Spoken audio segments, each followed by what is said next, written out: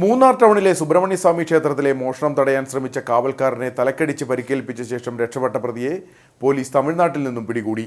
മേട്ടുപ്പാളയം ഒട്ടൻതുറൈ സ്വദേശി ഗോപാൽ എന്ന് വിളിക്കുന്ന പി സെൽവകുമാറാണ് പിടിയിലായത്.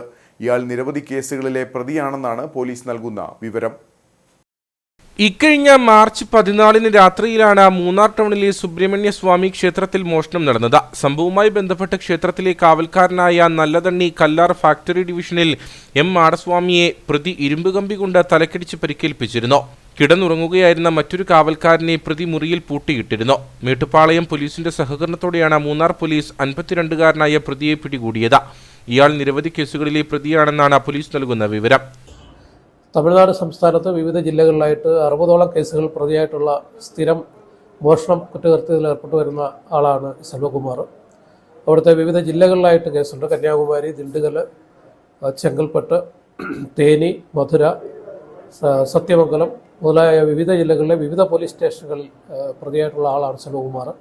നമ്മൾ CCTV വ്യാപകമായിട്ട് പരിശോധിച്ച് നടത്തിയ അന്വേഷണത്തിലാണ് കേരളത്തിലെയും തമിഴ്നാട്ടിലെയും MO ക്രിമിനൽസ് സ്ഥിരമായി കുറ്റകൃത്യങ്ങളിൽ ഏർപ്പെടുന്ന പ്രതികളെക്കുറിച്ച് തമിഴ്നാട് പോലീസിൻ്റെ സഹായത്തോടു കൂടി അവിടെയും അന്വേഷണം നടത്തി.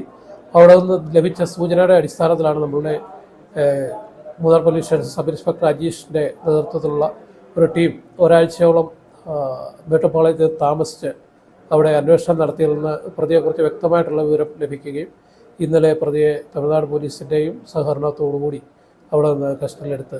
ക്ഷേത്രത്തിൽ മോഷണം നടത്തിയ അന്ന് തന്നെ ഇയാൾ കോളനിയിലെ ചില വീടുകളിലും അമ്പലത്തിനു സമീപമുള്ള വീടുകളിലും മോഷണം നടത്തിയിരുന്നു.